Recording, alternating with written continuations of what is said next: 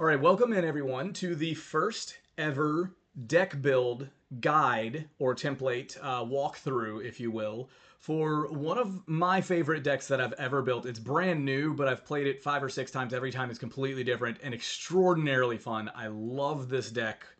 This is now all the way up to the S tier. I'm never taking this deck apart. I'm going to constantly be updating and adjusting it. And every time I go out somewhere, I'm looking for a chance to play this deck because I love it that much. And I will share with you, a lot of people are going to be like, oh God, when I tell them that it is a mono blue commander deck. So we're going to share what the deck is, and you guys tell me what you think about this build. We're going to go through every card in the deck, what they do, why they're there, and how to make best use of each of them. So this is almost like a little bit of a guide, walkthrough, and goldfish of this deck. All right. It is my Gogo Pro deck. This is the Gogo Master of Mimicry deck. This is from the new Final Fantasy set. Gogo Master of Ministry is a legendary Master of Mimicry, not ministry. We are not a church. Well, I'm taking you to church on something, but it is not religious in context. Some people treat magic as a religion, but I'm with you guys. Yeah, we're right here. Anyway, so Gogo Master of Mimicry is a 2/4 legendary creature wizard that has an activated ability that says XX tap. Copy target activated or triggered ability you control X times. You may choose new targets for the copies. This ability can't be copied, and X can't be 0. When I first saw this card, first off, I'm a Final Fantasy VI nut. I played 6 probably more than any other game. I've replayed it at least 15 times. I love the story, love the characters, and Gogo is always the most flexible and unique weirdo out of the bunch. She's not even a mandatory character. She's an optional character that you can go get in, like, you got to get sucked into the belly of some like giant worm thing and then spit out into this tunnel underground and then traverse this tunnel that's optional in the game to get to Gogo. And then Gogo is just like this androgynous like humanoid that's just like, oh cool, things look kind of bad outside of my tunnel. I guess I'll join you guys and help fix the world. That's about the kind of attitude this deck has too. It's kind of wild, it's kind of weird and off the wall, and I love it so much. So Gogo's ability, when I first saw this, I thought to myself, that is cool and extraordinarily open-ended. What would I want to do with that? What would be something, if I copied that, is Magical Christmas Land, what would be something I would absolutely love to copy on this? And I thought, Planeswalkers. Planeswalker alts would be amazing to copy, because usually if you ult a Planeswalker, you just win the game. What if you have 19 Planeswalkers in the deck? Well, we do. So let's go through what they do and how to take advantage of Gogo copying Planeswalker abilities, or I call it Gogo Pro as the GoPro sort of analogy, because it proliferates a lot as well, and you can copy proliferate triggers. So if you get, a Thrumming Bird hits and you have 6 mana open, all of a sudden proliferate 3 times, and now you can ult your Planeswalker who everybody thought was safe at 4 loyalty. So different ways to do things like that.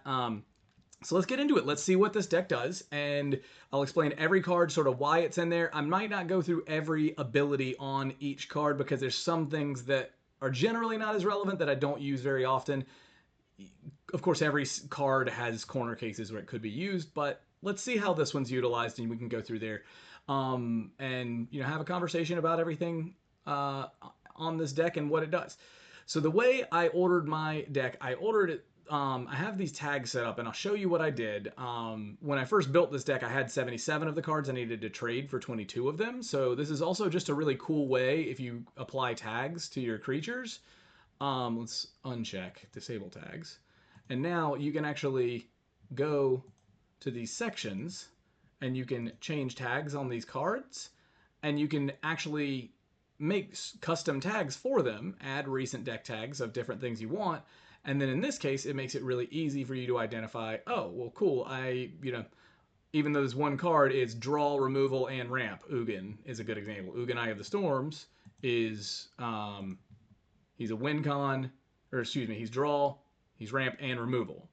So he goes in all 3 of those categories, but now I can look at my ramp and see I have 15 ramp, Ugin's in there.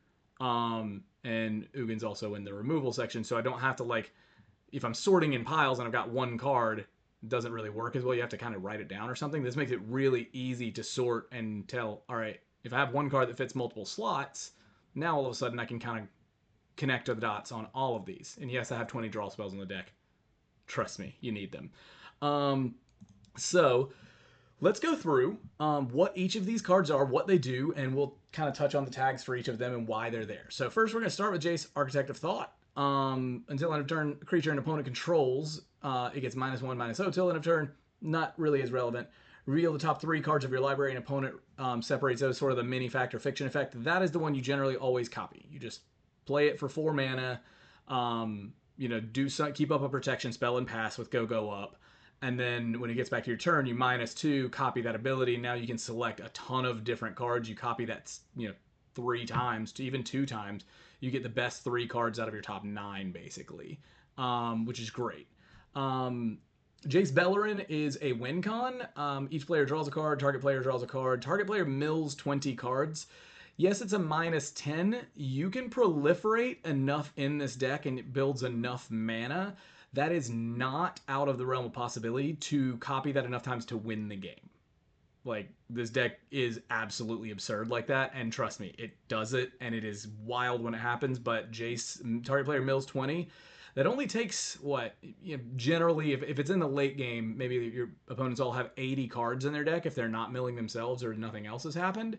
So that is 12 triggers, -10, copy that 10 times. That's not out of the realm of possibility. It's 20 mana. This deck makes a ridiculous amount of mana with things like High Tide and, copying, Myriad Landscape triggers. If you have, 2 mana sink into a Myriad Landscape, you have 4 additional mana, and now you've got 6 islands onto the battlefield at once. Happens every game almost. So Jace Beleren is a win con in the deck. Jace Memory Adept, same thing. Mills cards, or each player, any number of players, draw 20 cards. That's also a good draw spell. Jace the Mind Sculptor, of course, a win con. So we'll go through. If you have any other questions on any of these, we can go through them. Excuse me. Mind Sculptor is more card draw and removal. So you can bounce creatures and copy those bounce abilities, -2, and just bounce as many things as you want. Perfected Mind is another win con that helps mill everybody out. Karn Liberated is really fun. Please don't -14 him. You can. This deck does get enough Proliferate triggers to do that. Don't -14 him. That game is really, really annoying, and it makes the game 3 times longer. I mean, I guess if you're at that point and you can just put everything back on the battlefield, people might just concede, but don't do that unless you know you're going to win. Use the -3 and just exile a bunch of stuff at once. Karn Scion of Urza's card draw and a win con. If you copy the -2 6 times, now you've got 6 Karnstructs, and this deck runs a ton of artifacts, and those by themselves just get out of hand really quickly. So this Karn Scion of Urza is a really good card in the deck. It does a lot of different things. It's a win con, and it draws you cards and gets stuff out from exile from using the silver counter. So this is a very good thing to have, especially at 4 mana. Kasmina is always really good. You want to protect your stuff. So creature, planeswalker. Kasmina protects planeswalkers also with her +2 almost pseudo ward ability. And then she makes tokens. Not out of the realm of possibility to copy the token maker a couple times if you got some planeswalkers you really want to protect. You can -2 her, copy those tokens a couple times, and then you've got things for blockers, which is always good. Mu Yanling is fine. She's a draw, usually -3, copy the draw ability. You're drawing 6-7 cards at a time. Sometimes you might want a creature to get in unblocked, but most of the time you're either -3ing her, or it is very possible, again, Proliferate triggers in this deck to get to -10. There's also Deep Glow Skate in the deck, so playing Deep Glow Skate, double that. We'll get to that, but that's why that's another reason why -10 or the ults on all of these are not out of the realm of possibility. It's actually fairly common to ult the planeswalkers. Mu Yanling Sky Dancer is really good if you can make the elemental. She cannot do that the turn she comes down. That's why she's so cheap. So you do have to have at least 1 turn to plus her, unless you can proliferate. If you got a Thrumming Bird and you play her with a bunch of mana, okay, then you can hit with the Thrumming Bird, go the Proliferate trigger. If you got an untapper as well, then you have to, or actually you don't have to go. You just get the 1 Proliferate trigger. She's at 4. No, No, she's not. She's at 3. Never mind. The -4 with making 4/4s is definitely something you want to do and is possible. That's another win con. A ton of 4/4 flyers is a really great way to win the game. Tameo the Moonsage, again, draw a card for each tapped creature target player controls is always a good way, especially if you can copy that with Gogo. But then you also can get the emblem. There's just a bunch of different versatility for Tameo. Teferi is also another great win con because if you can take an extra turn and then untap, and then you can activate Teferi, proliferate a bunch with all of your extra mana, take another turn, untap. So he actually is a win con in the deck. You can keep taking turns, and it's not a definitive. You will go infinite if you have enough to do that, but if you have enough to consistently create multiple proliferate triggers, it is very possible to have Teferi go up to 11, -10 it, proliferate enough on your next turn, -10 it, proliferate enough, and keep taking turns until you win the game.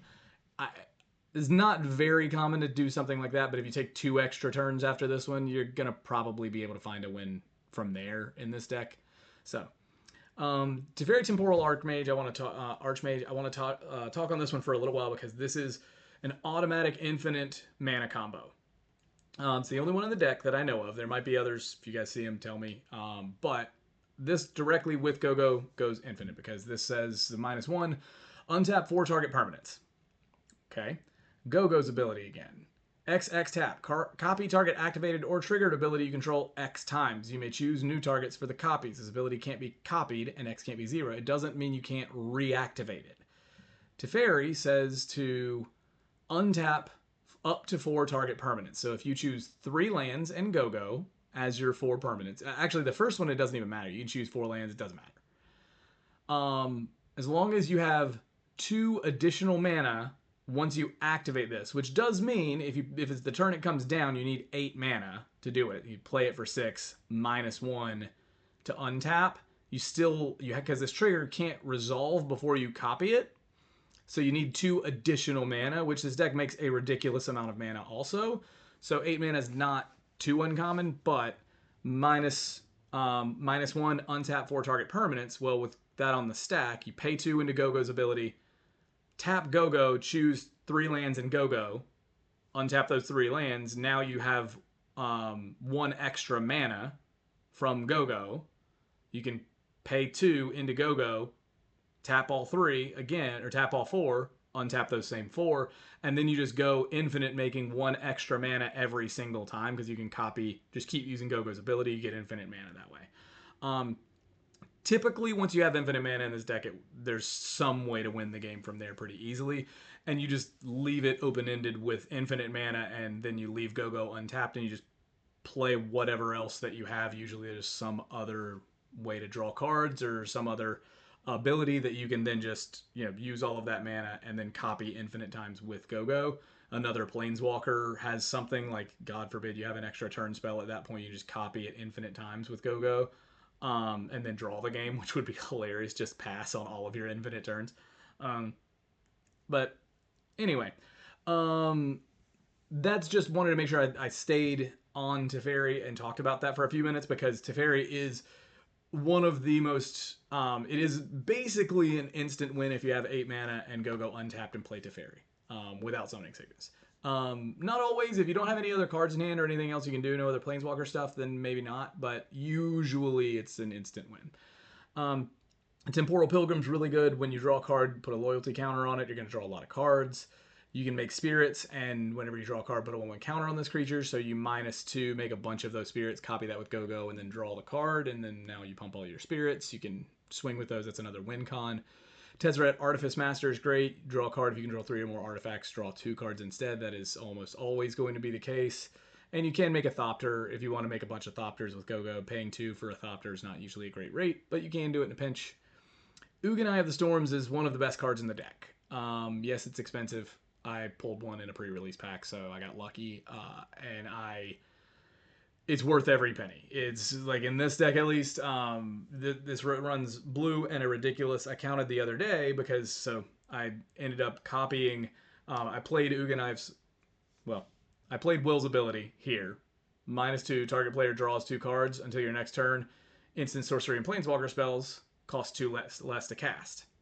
So I minus will -2 and then copy that with Gogo 3 times. Played Ugin for free. It came in, exiled something, and then I had enough mana left to Deep Glow Skate. And when I played Deep Glow Skate, then it doubled the counters on Ugin. I minus 11 and searched my library for 22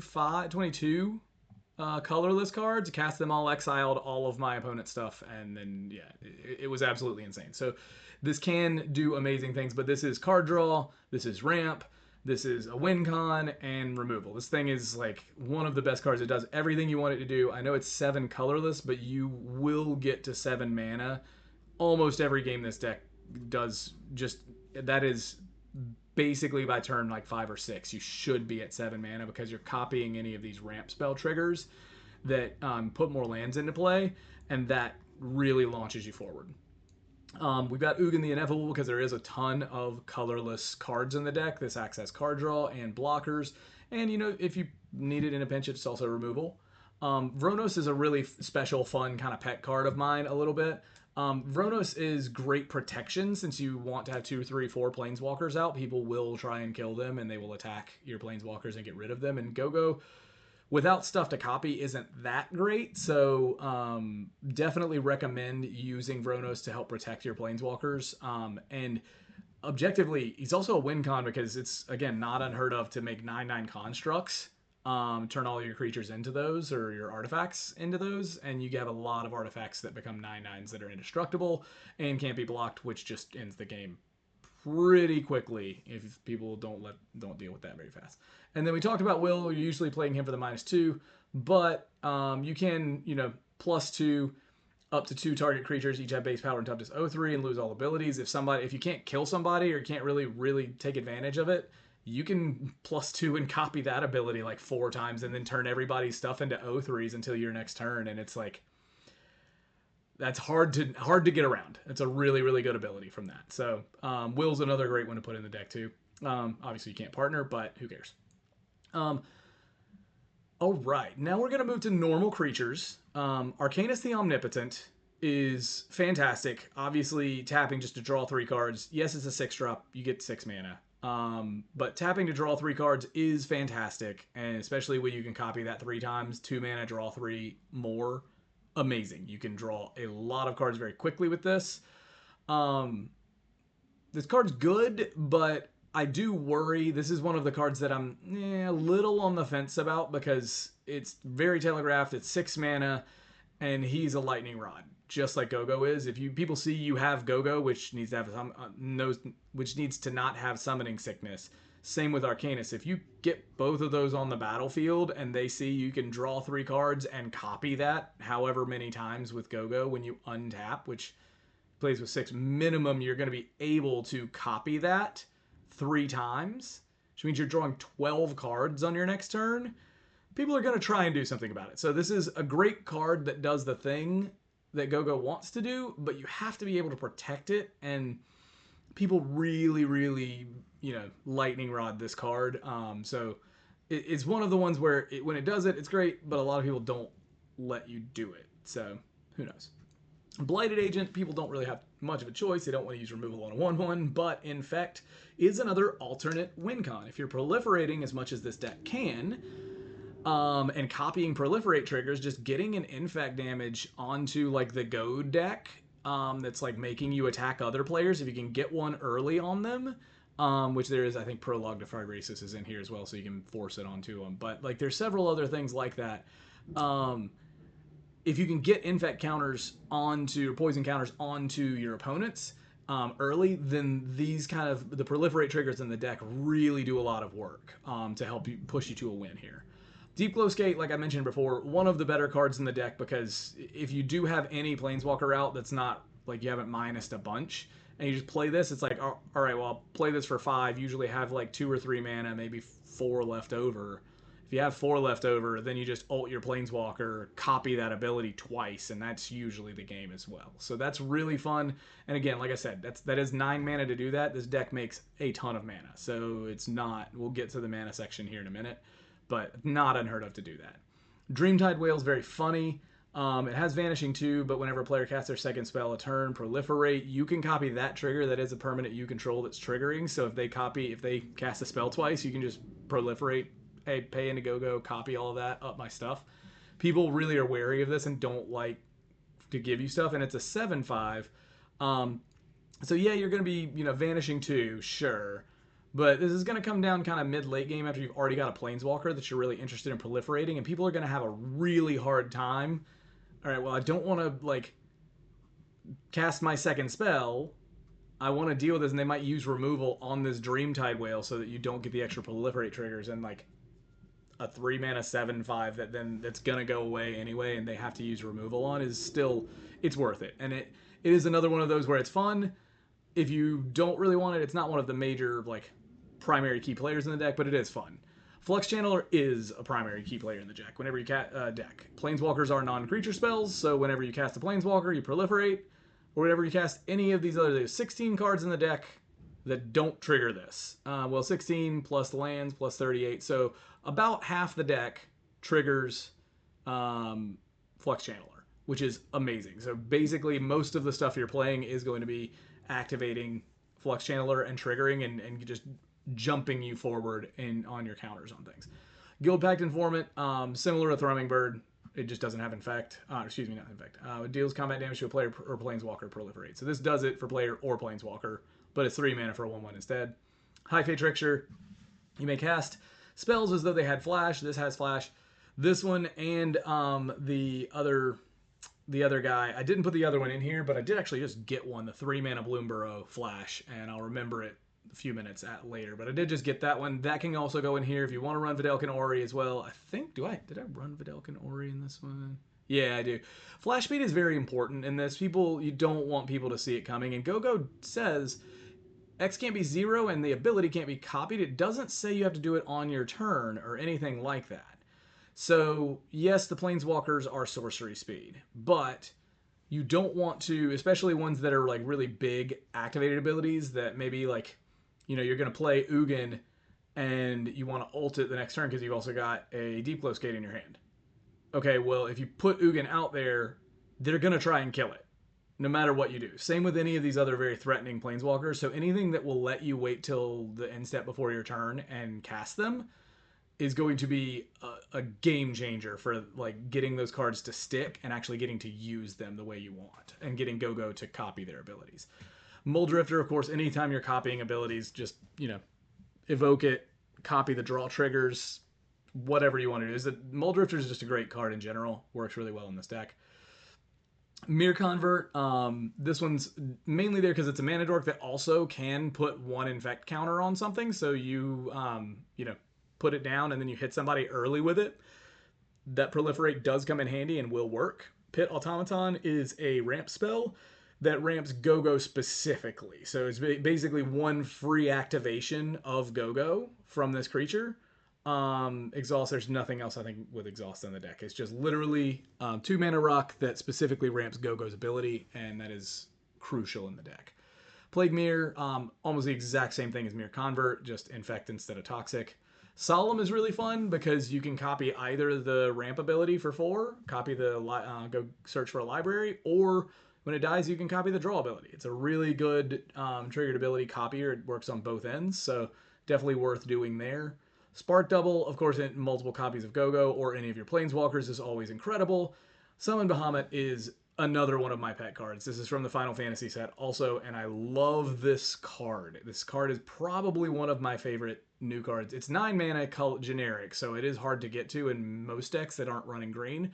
This one, however, because we're doing so many different ramp triggers and copying them with Gogo, you can cast 9 mana spells pretty often. And one of my favorite things that I've done with this, I've already won a game with this card I cast it on 9 and I had I had 3 mana open, and I had High Tide and a few other cards in my hand, and on someone's end step before my turn, I High Tided, and then I played something that proliferated. I can't remember what it was. It might have been Prologue. No, it was one of those. It was one of the, maybe it was, oh yeah, it was Ripple of Potential. Proliferate, choosing a number of permanents that had a counter put on them. This way, they phase out. Yeah, so, and then you proliferate. I forget what it was, but I played Summon Bahamut. It was on 1. Oh yeah, it probably was that. Yeah, it was Ripples of Potential. So I didn't copy the destroy up to 1 target non-land permanent. But I got to my end step with High Tide, Ripples of Potential in hand, and cast Ripples of Potential, copied the Proliferate trigger with Gogo. Which actually, no, you can't copy that Proliferate because that's on the spell. It was something like that. I copied a Proliferate trigger. I forgot how I did it. Sorry. I did copy the Proliferate. I skipped ahead 2 sections. So I just exiled 1 extra thing, or destroyed 1 extra thing, drew 2 cards, and then went to my upkeep, which had Mega Flare. It literally went just into my draw step. Mega Flare on the stack. I played Gogo, copied that 4 times, and killed the table with all of my permanents. It was absolutely absurd because you can proliferate so often and skip through this card. It's really fun. Highly advise, if you don't have a copy of this, please get one. It is $20. It will go in any deck that can ramp, and it will do amazing things. Please get this card. It's awesome. Tekuthal, also incredible. Proliferating extra times is just always a win. Just do it if you can. Multiple proliferate triggers is incredible. Thrumming Bird helps you get those extra proliferate triggers, so running Thrumming Bird's always a good call. For instance, obviously you're running your counterspell package, offer, arcane denial, counterspell, negate, and then Wizard's Retort, because Gogo is a wizard, so this is most often just blue, so it's just most often counterspell. Ghostly Flicker is not always good for different things like protection, because you'll lose counters on some of your planeswalkers or anything like that. Artifacts, creatures, or lands, you can't actually flicker planeswalkers. But Ghostly Flicker is a very good protection spell for Gogo, and it also flickers all of your ETB stuff like your Solemn, your Summon Bahamut, any of these things that come in and give you specific things when they come in. Ghostly Flicker is a good card to protect those. I'm debating on keeping it in the deck because I don't have as many ETBs. I'm not running Peregrine Drake or any of those because those, I mean, you could copy the Peregrine Drake triggers, make a ton of mana with Gogo as well. That's another thing. Probably should go in here, honestly. If I'm going to run more of those ETBs that I copy with Gogo, this would be a better card in the deck. As it stands now, it's not that great, but it is still a good protection spell on somebody else's turn. And there's enough ETBs, especially if you've got Flux Channel or any of those things you want to just get extra triggers on them. It's worth it. Pongify, Rapid Hybrid, of course, just 1 mana kill spells in Commander, always great. Prologue is really good. Each opponent can get a poison counter, you draw a card. This is just a way to get the Proliferate train working and lead to the end of the game. Just different ways, if you can't use your planeswalkers to ult and copy the ults or go crazy on it, that's just a guaranteed way to get started on something. And then if you're not drawing really any of the good planeswalkers or anything, you can just, draw a bunch of the Proliferate stuff, hit your Tekuthal out, and then all of a sudden people are like, what the heck? Oh my god, I'm at 9 poison counters on turn 7. He hasn't been swinging or doing anything. So Ripples of Potential is also a really good protection spell because you have a lot of things with counters on them. So any number of permanents as well, so it does help phase out your planeswalkers. Artifacts, of course, are running Arcane Signet. Glistening Sphere is a great Proliferate trigger. ETB's tapped, but when it enters, Proliferate, so you can do that. And then tap, add 3 mana of 1 color, activate only if an opponent has 3 or more poison counters, which you can get to in this deck fairly often. And then you can copy that with Gogo's ability. So it is a scaling ramp spell. If you tap, add 3 mana of any 1 color, and then you just tap for each 2 mana that you have left, you will make that much for each pair. You make 3. So if I have 6 mana, if I have 6 mana available with somebody has 3 poison counters, tap this thing for add 3 mana of 1 color, and then tap that 6 mana to make 9 mana from Gogo, because Gogo's copying that 6 mana, or that the 3 mana making. So you only do that like if you're not going to use Gogo to copy stuff, because then obviously she's tapped. You can't use her on anything else. But if you want to cast Summon Bahamut that turn, hey, there you go. Moon Gauntlet is really fun in this deck. With any deck with planeswalkers, just run it. I'll let you read it here. It's pretty self-explanatory. It does everything this deck wants. Lightning Greaves, of course, you want protection. Scepter of Eternal Glory, 3 mana. Again, same thing as the other. Moon Gauntlet. It just isn't restricted by the Glistening Fear poison counters thing. It's just if you have 3 lands that have the same name, you're going to have 3 islands in this deck. Soul Ring, of course. Staff of Completion, another pay 3 life Proliferate. You get, when you copy that with Gogo, you don't have to pay the 3 life each time. You copy the ability, not the cost. And the cost is tap, pay 3 life. So you copy everything after the colon, which is Proliferate. So basically, you can just tap this, pay 3 life once, and proliferate as many times as you want. Swiftfoot Boots, of course, Millennium Calendar is a really fun win con in the deck because people don't see it coming. I did the calculations at one point. I believe if it comes down on 1, and whenever you untap 1 or more permanents, I think generally by turn 3 or 4, it will have 7 counters on it, if this is the way I was calculating this. And if it has 7 counters on it, and you double that up, I think if you activate this 7 more times, doubling the counters, you win. I believe that's the case. So pay 2 and activate to double the number of time counters on it. Well, that still doubles with Gogo because you just tap and copy that ability. So you just keep doubling the number of time counters on it. And I believe if you do that 8 times, you get to over 1,000 time counters, and then you sacrifice it, and each opponent loses 1,000 life. It's super fun. People don't see it coming or aren't paying attention to it because how the hell is he going to get all the way up there? And then you just like jump from 7 to 14 to 28 to, 56, God math. And then, from there you're off to the races. That's 3, 56 doubles to 112. 112 doubles to 224. 224 to like almost just short of 500. So yeah, it might take 8 triggers or 9 triggers, but it's a lot faster than you would think. And with the amount of mana that this deck makes, you get there a lot quicker than you would expect. Thought Vessel's really fun. You draw a ridiculous amount of cards in this deck, so you don't want to discard them. There's also Reliquary Tower, because that is very important. 1,000-Year Elixir is great for activating Gogo with haste, or untapping Gogo, which you often want to do. Thran Dynamo, again, great mana rock. You can copy the activated ability on that to make extra colorless mana if you don't need the colors.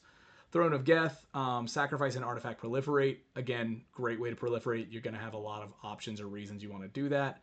Videl Kenori and Wayfarer's Bauble, of course, just standard. Again, thinking about this, people don't think about, you think play Wayfarer's Bauble on 1, pay 2, and sack it and ramp. And then most of the time people run this card and then it's dead in the late game. So they get to a late game deck and then they draw Wayfarer's Bauble off the top. Crap, that was an early game play. I'm now dead in the water. In this deck, if you have, let's say you have 7 mana, play Wayfarer's Bauble for 1, activate it for 2, and then copy it with Gogo 2 more times, and now you've ramped by 3, and you're at 10 mana the next turn, and now all of a sudden, all of these plays where you can play a Planeswalker for 6, activate it, and then copy the activation for 2 are not out of the realm of possibility, and that's like turn 6 or 7. So it really launches you forward. Using Gogo's ability to copy these ramp abilities, like these ones, I actually have put in the deck as well since then. One that's, I don't think it's in here. Yeah, it's not in here right now. I think I swapped out Solemn for it. But I would definitely recommend as well Burnished Heart, which again normally only ramps you by 2 lands for basically 6 mana over a couple turns. But if you play it for 3, and then you wait, till turn 6, maybe if you have 7 mana available on like turn 6 or 7, now all of a sudden you activate for 3 and you copy that twice, and you're putting 6 more lands onto the battlefield. Now you're at 13, 14 mana. And with this deck, 13 or 14 mana is almost game over. Like, that's pretty going to be hard to come back from. It does a ton of work once you get to that level. So basically the way, let me finish all of the different cards in the deck. We're going to go through these and the lands and why the lands are in there. And then I'll go into a little bit of gameplay, and I'll walk through a kind of play test and show you how the game, the deck actually plays. Inexorable Tide, obvious. Anytime you cast a spell, you proliferate. Yeah, it's going to help get there real quick. Amonkhet Raceway. This one is just to give haste to your commander. It doesn't always get there, but you only need so many blue sources, and you got a lot of colorless.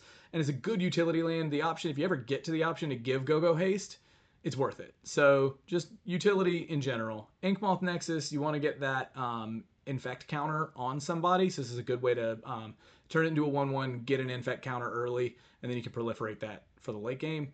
28 Islands, Karn's Bastion, self-explanatory, proliferate triggers and copy it. Mirrex, again, make a 1/1 that can actually like give an infect counter. Myriad Landscape, just like Burnished Heart's a great thing to copy and get 2 islands for each copy. So yeah, really, really good, even late game ramp to launch you way to the end of your late game. Mystic Sanctuary, of course, not too many instants or sorceries to get back with this, but when you do, they're worth it. Actually, funny enough, I didn't even realize I'm not running any sorceries in this deck. Just instants, creatures, planeswalkers, artifacts, enchantments. Yeah, that's funny. But it is, almost free. Very rarely are you going to have this and not have the islands to make it come in tapped. Reliquary Tower, you draw a ton of cards, so keeping that in hand. Riptide Laboratory protects your commander from extra commander damage. If it's already been killed once, you definitely want to do this so you don't have to cast it for 4 extra the next time. Treasure Vault, you can copy this trigger. So you can, if you got enough mana available, you can copy that, make a ton more treasure tokens, and then go off. And then, let's see, War Room, of course, you're mono blue, so just having the flexibility.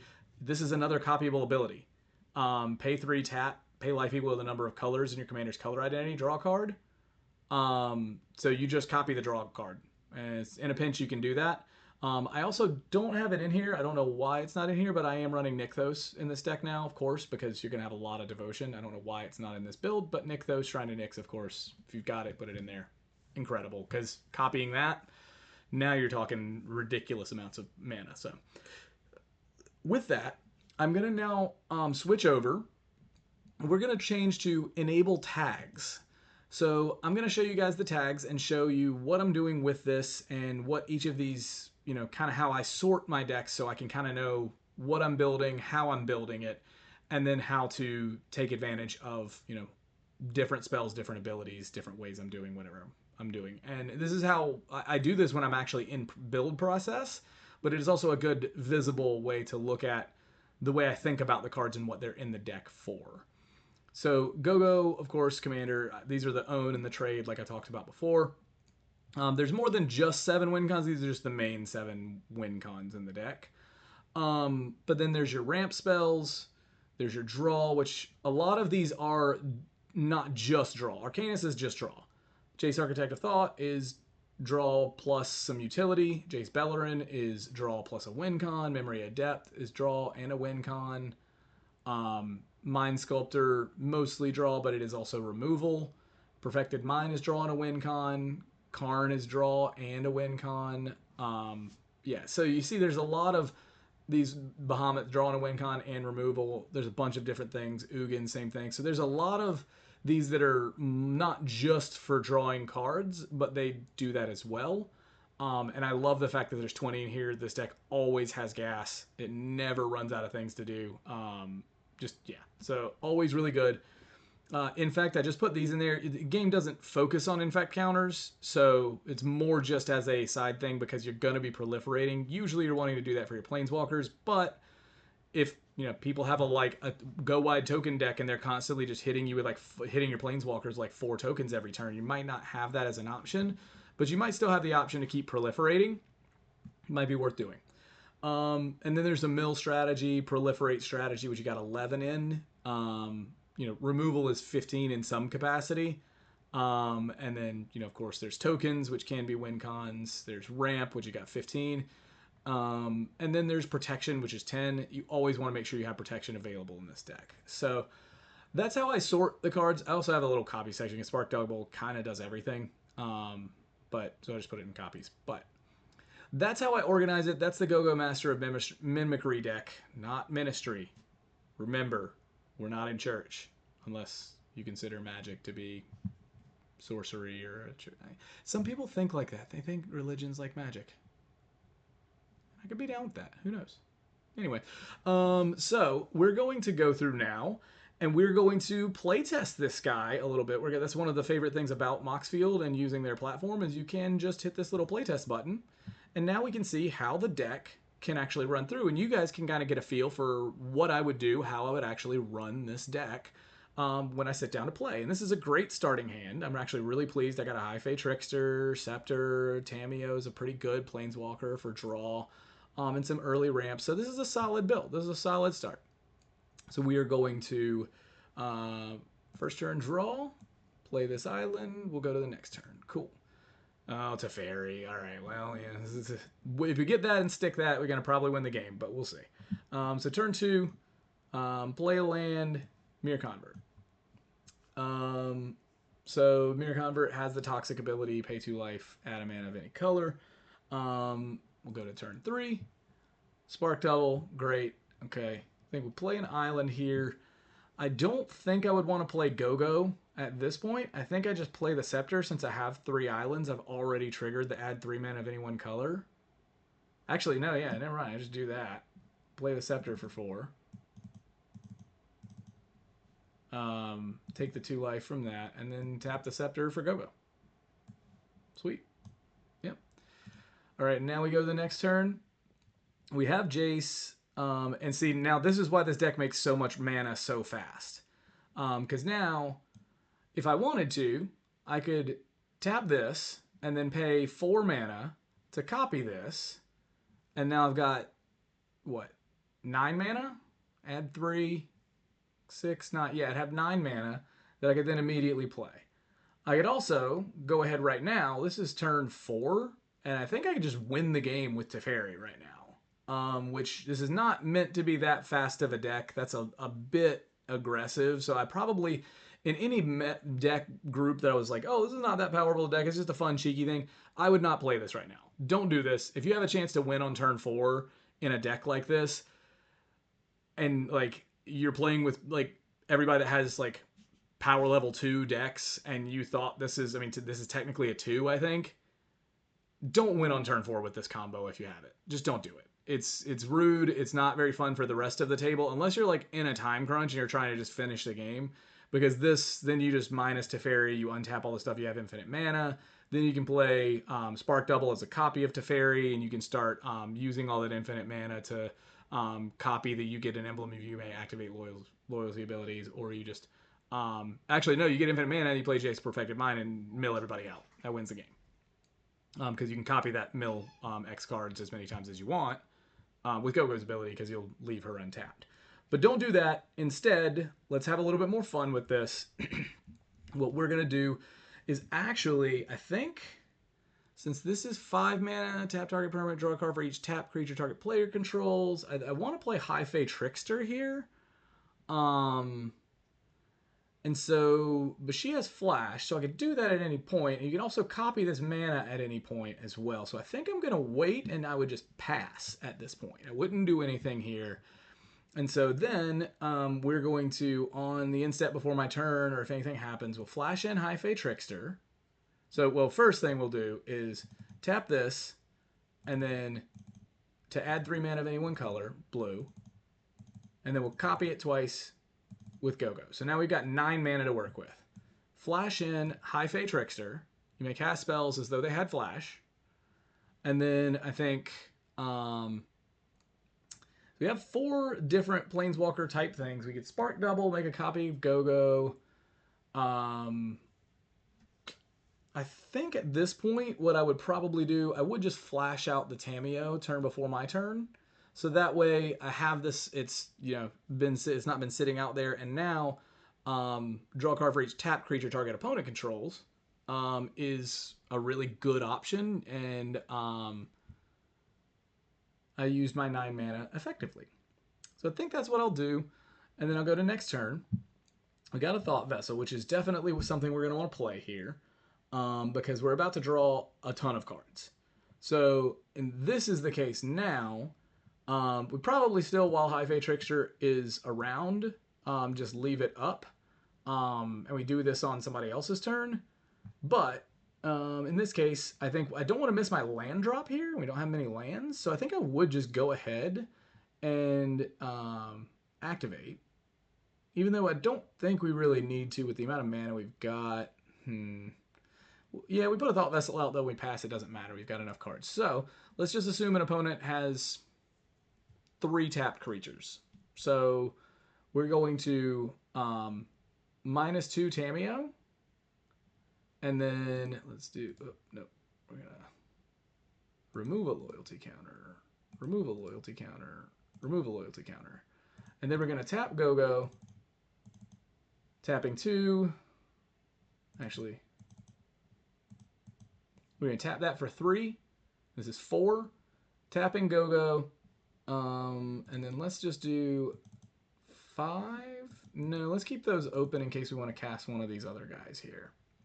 And we're going to draw, so that if that's 3, so draw a card for each tapped creature an opponent controls. If somebody has 3 tapped creatures, now we are drawing 1, 2, 3, 4, 5, 6, 7, 4, 5, 6, 7, 8, 9. So we're going to draw 9 cards. Yeah, that's how this deck works. That's why this deck is so fun. We could have won on turn 5 or turn 4. And instead, we're drawing 9 cards on turn 5. And now, pay 2, play a Thought Vessel. We don't have to worry about it. And play this other island. Now we have 3 mana. And we got instant speed, 4 mana actually, sorry.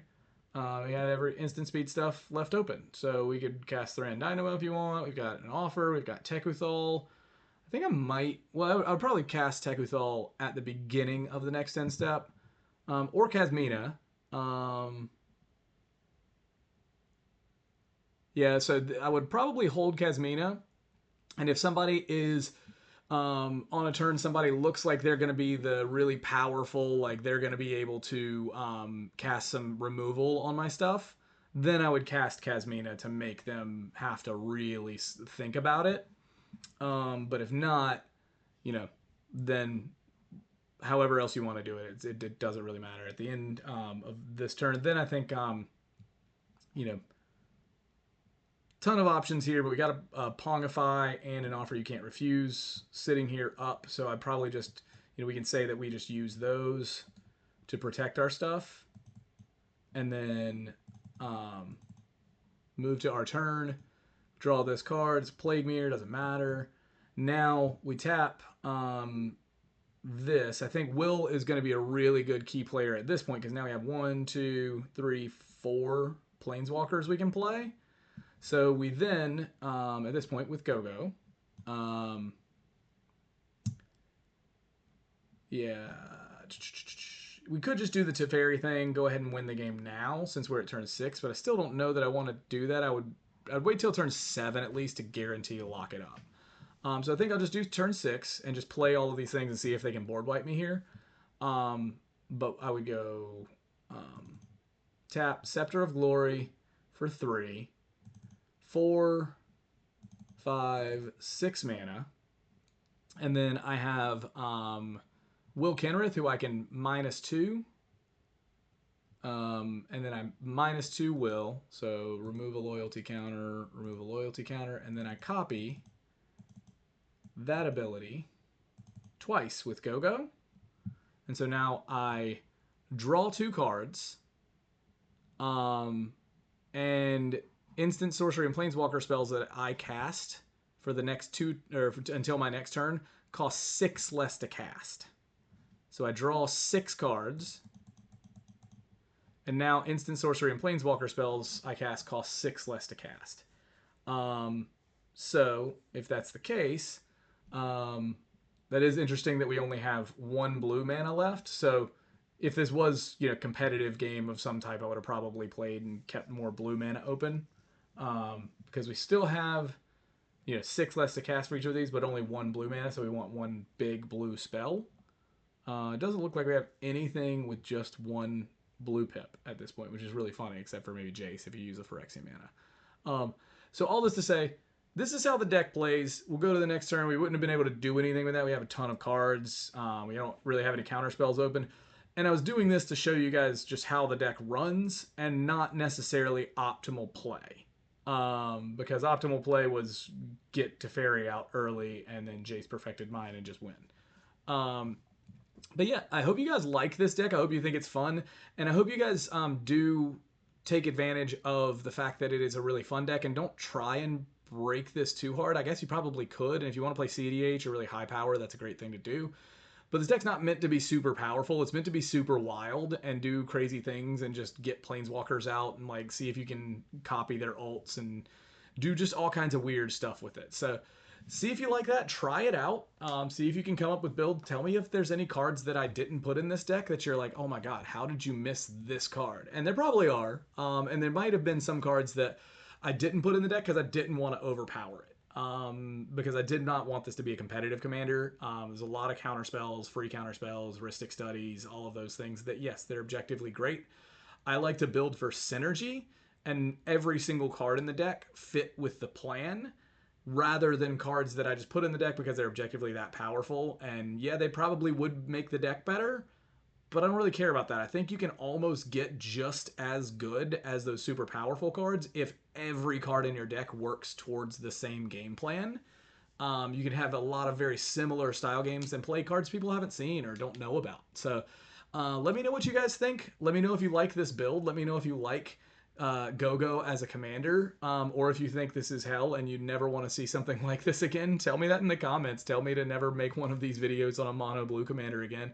She's my only one, so probably not going to make mono blue outside of this. Well, actually, there is another one that I want to make, so, but it's not at all a counterspell deck and not a control deck. I really don't like playing those that much. But let me know what you think. Love to hear from you guys. Love to learn more about decks that you're building. Give me suggestions. Give me thoughts and comments. Tell me what I need to tweak on this deck. Tell me how I could power it up or power it down to your play group. And if you want to build, I'm gonna leave the deck list in the comments, so you can build off of this and riff off of this and do whatever you need with it. Take this for your own. But I appreciate the watch. I appreciate the like and the subscribe. And hopefully I'll see you guys on the channel or at a Magic Con soon.